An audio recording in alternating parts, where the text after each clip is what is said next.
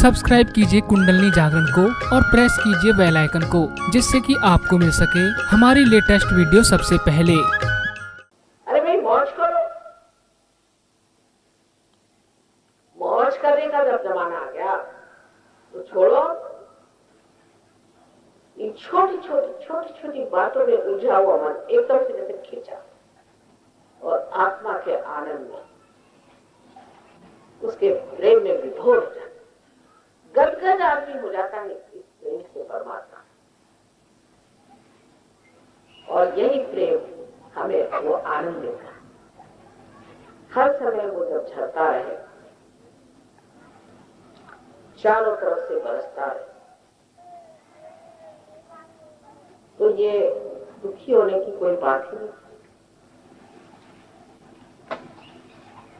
किसी बात में बुरा मानने की कोई बात ही नहीं। और जब वो परमात्मा हमें प्यार करता है, इसका पूर्ण विश्वास है, और हम उसके बड़े अपने बेटे हैं, ये भी पूर्ण विश्वास, पूर्ण विश्वास। इससे बात आधा अधूरा नहीं, आधा अधूरे में तो गड़बड़ नहीं होगा जो पहले होता था। तब फिर कोई चिंता नहीं, कोई दुख नहीं, कोई परेशानी नहीं, सामने चीजें चली आ रही। अरे मैंने कहा भी नहीं था कि भी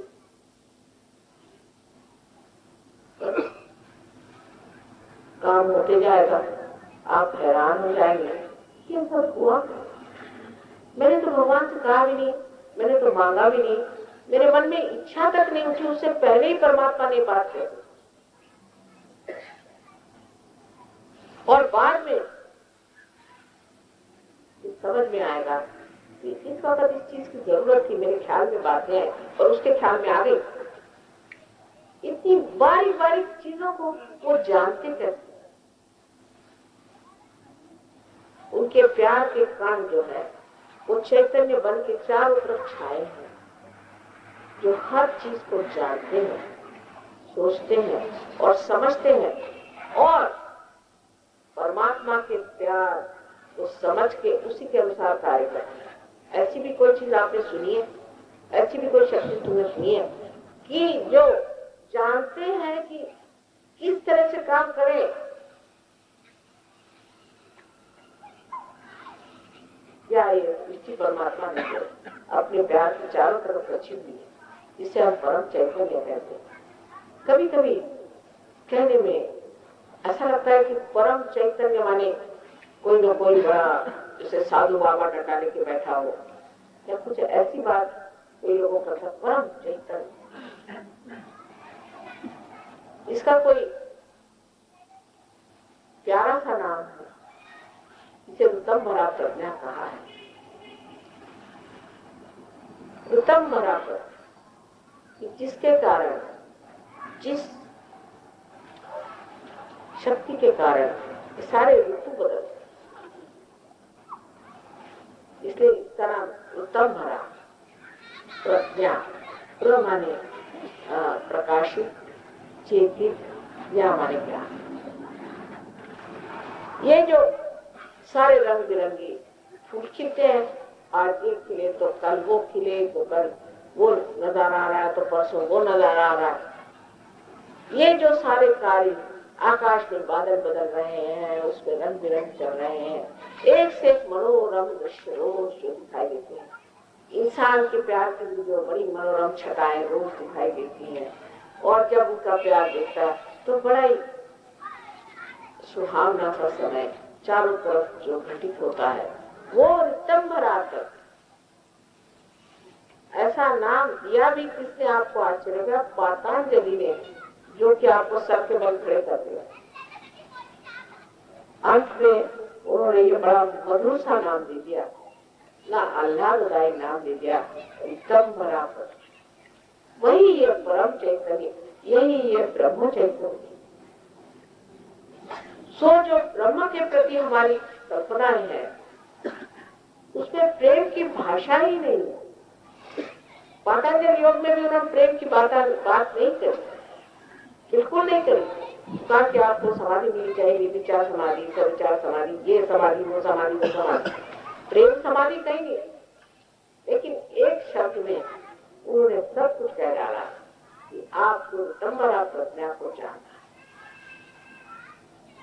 एक ही शब्द में उन्होंने उस बात को इस तरह से गोपनीय तरीके से मिठास के साथ किया।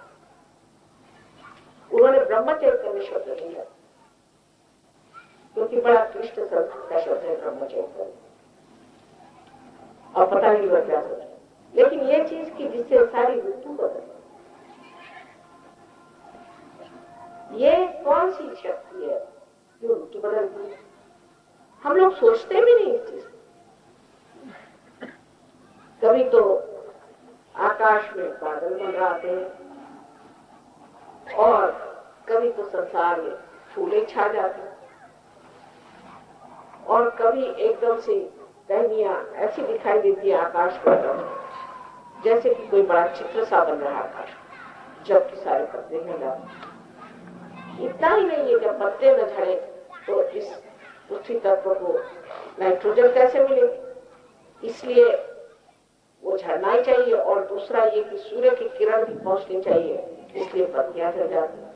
और सब चीज के लिए ये जो सृष्टि है समर्पित है, इस विटंबना प्रज्ञा पर पूर्णतया समर्पित है। भाई तुझे जो करना है, पेड़ के पत्ते झड़ना होगा, फिर उस पर पत्ते आना आ जाए, उसमें फूल लगने लग जाए, उसमें फल लगने लग जाए। फूल है उसको तोड़ लो, उस फूल को कोई नाराजगी नहीं, आपको सुगंध देते रहेंगे, और जिस वक्त खत्म होना हो। सारी सृष्टि में अगर आप देखें तो आपको आश्चर्य होगा कि ये विटंबना प्रज्ञा कितनी कार्य है। जानवरों में आप पता नहीं जंगलों में कभी रहे कि नहीं रहे, जहां पर शेर बैठे रहते हैं, एक चिड़िया भी नहीं बोलेगी, राजा बैठा हुआ है, सब कायदे में। जहां शांति आप पाए, समझ लीजिए कि शेर साहब बैठे। अच्छा, शेर भी ऐसे शानदार कि रोज वो किसी जानवर को नहीं मारते, 15 दिन में या 1 महीने में एक जानवर मारे, और बड़े शान से जानवर मारेंगे, उसको छोड़ देंगे वहीं पर जब तक उसका खून न निकले। जब उसका खून निकल जाए तब तक उसको कोई चिड़िया या चूंटी भी नहीं खाएगी। उसके बाद आकर के वो शेर जो कुछ खाना है खा लेगा, बाद में छोड़। फिर उसमें भी पहले शेर के बच्चे खाएंगे, फिर और जो कुछ भी जानवर है एक के बाद एक, आखिर में कौवे, फिर चील। वो कायदे से अपनी सब मर्यादाओं में सब कायदे से। आप जंगल में जाइए, आपको कहीं बदबू नहीं आएगी, शेर को भी बदबू नहीं, लेकिन 4 इंसान आप जंगल में छोड़ दीजिए, बस पता चल जाएगा कि इंसान नाम का जानवर भूल गया है। शेर को कभी बदबू नहीं आती जंगल में, लेकिन उसको आप लाके जू में रख लीजिए, आप शेर को डायरेक्ट पा देंगे। मेरे ख्याल से वो आदमियों की सारी गंदगी खींचते रहता है।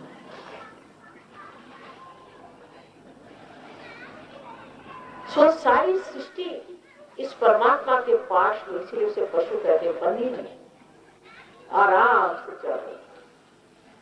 पर इसे ये ज्ञान नहीं है कि हम परमात्मा के पास में बंधे। उसके बाद आपको सारी स्वतंत्रता, चाहे आप ठीक हो जाए चाहे बुरे हो जाए, जो करना है। क्योंकि स्वतंत्रता इसलिए दी गई कि जो बड़ी स्वतंत्रता बाद में आपको मिलने वाली उसे आप समझे। उस स्वतंत्रता को समझने के लिए छोटी सी स्वतंत्रता आपको, इसको आप पहले समझ, उसके बाद आपको बड़ी स्वतंत्रता मिल सकती। पर यह स्वतंत्रता बाद में आप उसी तरह से खो देते हैं जैसे सृष्टि ने खो दी है, कि परमात्मा के पास में आप आते हैं, पर जानते हुए कि ये परमात्मा का पास है। और वो जो सुख की संवेदना और आराम, जैसे कि कोई माँ के आंचल में छिपा हुआ बच्चा हो, इसी तरह हर समय लगता है। जानकारी के बाद समर्पण होता है, और जो समर्पण जानकारी के बाद होता है वही उस दशा में पहुंचा देता है जिसे हम कहते हैं कि प्रेममय हो, प्रेम में हो। आज की विशेष बात मैंने कहा कि नोएडा को लोगों के बहुत प्रेम है मन में, और जब भी यहाँ आना चाहती हूँ मैं सोचती हूँ बिल्कुल समय से पहुंच, समय से तैयार होकर निकलेगी तो रास्ते में गड़बड़ होगी, तो कशिश बहुत ज्यादा आपको भी और हमें भी। वो कशिश भी एक चीज ऐसी है कि उस प्यार को बांधती जाती, उसकी भी जरूरत। जिनको प्यार ही नहीं वो के चले गए होंगे, कोई गए भी नहीं होंगे, यहाँ पे ऐसे लोग हैं नहीं, उसमें पहचान हो जाती कौन चले गए कौन रह गए। और जिनको प्यार है वो बैठे हुए हैं, और हम भी पूरी समय सोचते कि पता नहीं कब तक पहुंचेंगे, कैसे होगा। हालांकि कभी कोई चीज की चिंता नहीं होती। ऐसे एक बार लखनऊ से आते हो कितना प्लेन लेट हो गया, रास्ते में हम सोचते रहे, और फोटो ऐसा आया कि हम यहाँ थे नहीं और यहाँ हमारा फोटो। वो कशिश की एक बड़ी भारी चीज, उससे ही गहराई बढ़ती है, और उस कशिश में प्यार को आगे ज्यादा महसूस करना। जैसे कि कहीं दर्द हो जाए और उस पर अगर कोई हाथ फेर दे और उससे आराम हो जाए तो उस आराम को हम ज्यादा याद रखेंगे, पर इस बार कोई ऐसे ही हाथ फेर। इसी तरह की कशिश चीज है जो बड़े गहराई में मुझको उतारता है, और इसीलिए जिन्होंने परमात्मा को याद किया, उसकी भक्ति करी, उसके लिए कशिश रखी, उसको खोजते रहे, वो चाहे कोई भी रास्ते पे चले गए, उन्होंने कितनी भी गलती कर, उससे कुछ फर्क पड़ने वाला है, क्योंकि वो प्रेम का सागर, वो आपको जरूर अपने हृदय में स्थान देंगे, अपने तरफ खींच लेंगे, क्योंकि वो भी सिर्फ प्रेम ही का आदत है। और इसलिए आज से आप जान लीजिए कि सहयोग में सर्वप्रथम प्रेम करना। एक दूसरे से अगर कोई मुझे ऐसा कह देता है कि माँ ये आदमी ठीक नहीं है या वो आदमी ठीक है, तकलीफ सी हो जाती। लेकिन अगर कोई कहता है, किसी सहयोगी की तारीफ करता है, वहां बढ़िया, मेरा हृदय बार बार दूसरों के दोष नहीं देखते, दूसरों के गुण देखते से ही हमारे अंदर गुण आए। जैसे ही हम दूसरों के दोष देखेंगे ऐसे ही उनके दोष सीधे ही हमारे अंदर आ जाएंगे, जैसे शेर के अंदर बदबू आती है। लेकिन अगर आप दूसरों के गुण देखें तो उनके भी गुण बढ़ेंगे और आप भी बढ़ेंगे। अब कोई आके मुझे शिकायत करता है, माँ ये ऐसे आदमी है वैसे, देखिए मैं क्या करती हूँ, मैं आपसे बता दूं, लेकिन फिर से मेरे बुलावे में आप आई जाए और बुलावा देती, भाई वो तो आपकी बड़ी तारीफ कर रहे थे, आप क्या बात कर रहे हैं, वो तो ये आपकी तारीफ कर रहे थे, उन्होंने तो मेरे समझ लीजिए घंटा भर ले लिया, आपकी भी तारीफ कर रहे, बोला माने प्रभु। अच्छा क्या कह रहे थे, अब मुझे याद नहीं पर बहुत ही तारीफ कर रहे, ये गए उनके गले पड़ गए। अब दूसरे दिन देखते हैं कि दोनों गले में गले डाल के आ रहे।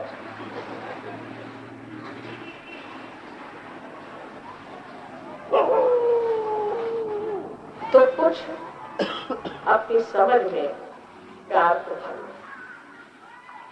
अपनी दृष्टि में प्यार को भरना, अपने जीवन में प्यार भरना। किसी को प्यार करना भी तो बड़ी शक्तिशाली चीज है, और ये शक्ति जो है ये जुटानी नहीं पड़ती, अंदर ही से बहती है। और इस प्यार की जो अनंत अनंत आशीर्वादी शक्तियां हैं उसको आप समझ नहीं पाए। बहुत समय हो गया है, तो भी एक कहानी आपको बतानी है, उसके बाद निकलेंगे। बट उस वक्त ये 47 का मामला हुआ, अभी लाहौर में पढ़ते थे तो हमारी भी पढ़ाई लिखाई छूट गई और हमारी शादी हो गई।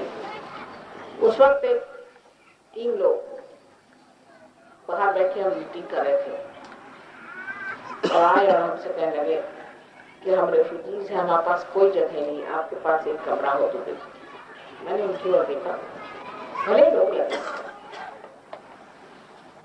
हमने जान लिया ठीक है। हमने कहा ठीक है, हमारा कमरा है बाहर की तरफ में, उस पर आप रह लीजिए। अब इतना बड़ा घर था और हम यहाँ भी और हमारे भाई साहब आ रहे थे। तो जब ये लोग शाम को आए लगे चिल्लाने, न देखा ना आओ, न ताओ, न बाप न बहन, और लगा दिया अपने हरत दिया, कौन लोग आए पता नहीं, रेफ्यूजी बन के आए हैं। अरे मैंने कहा क्यों बिगड़ते हो, बाहर कमरा है, क्या तुम्हारा खोने का है, तुम्हारे पास है क्या जो जाएगा, ऐसे क्यों करते हो। बहुत तीनों लेक्चर दिया, वो भी तीनों सहम के सुन रहे थे। लेकिन ये था कि मेरे आगे को बोल नहीं सकते थे ज्यादा। मैंने कहा कि मैंने तो तय कर लिया इनको यहाँ रखना है बिना बाप उठा, अब घबरा रहे, ये तो मानने वाली नहीं। उसके बाद उसमें से एक था बेचारा वो मुसलमान, तो कुछ लोग उसके पीछे पड़ गए। उस जमाने सिख लोग कुछ मुसलमानों पीछे पड़े थे, सही भी था, तो उस वक्त बहुत गड़बड़ियां हो गई। तो वो आए और खड़े हो गए और पहले यहाँ एक मुसलमान रहता है और उसका ये है। मैंने कहा देखिए, मैंने सिंदूर लगाया ना, हाँ मैं आपसे बता रही हूँ, सीधे से सुनिए, यहाँ कोई नहीं रहता है, आप बीमारी से चलिए, छुरा उड़ा लेके आए चलिए। अब यही महाशय कौन है, तो शाही विज्ञानी। ये लोग 2 महीने वहां रहे, उसके बाद चले। और वो जो देवी जी थी वो आपकी एक एक्ट्रेस है, क्या नाम है, अचला से नाम भी भूलिए।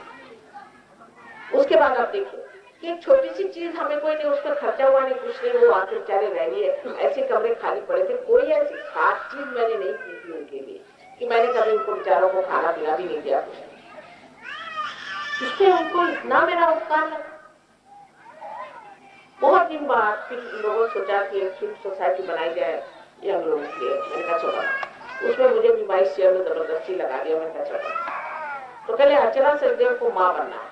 मैंने कहा खबरदार, मेरा नाम ही बताना उसको। उससे मैं जाकर कभी मिली नहीं उसके बाद, तो मिली नहीं, मेरा नाम ही बताने का। कहला क्यों, मैंने नहीं कहा, मैं कहती हूँ उससे उनको बताना नहीं मेरा नाम, आप कर दीजिए जो करना।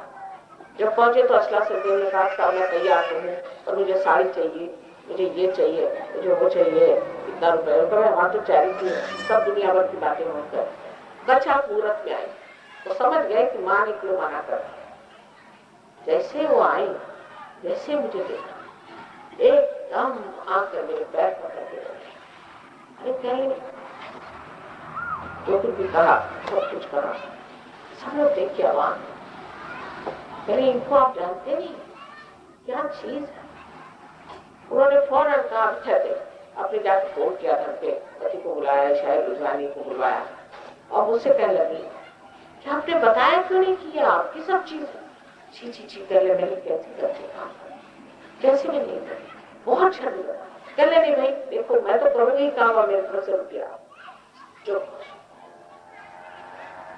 ये चीज एक हुई थी 47 में और ये चीज हुई थी 57। आप इससे समझ लीजिए कि कोई भी भलाई, कोई भी अच्छाई कभी भी बेकार नहीं है। और मेरा तो यही अनुभव है, किसी के साथ आप प्रेम से कुछ करिए और उसको भूल जाए। हाँ अगर याद रखेंगे तो परेशानी हो सकती, पर भूल जाए। हो सकता है कि उस आदमी के साथ भलाई की कोई की खुली भी भूख न हो, लेकिन उससे फिर दूसरे को वो भलाई करे। मेरे तो यही अनुभव है और इसलिए मैं कहती हूँ कि कभी कभी होता है, ज्यादा भी करते हैं लोग, कभी करते हैं। एक आदमी अभी भी आपको अपना प्यार जो है उसका मजा उठा, प्यार करने का मजा उठा दो।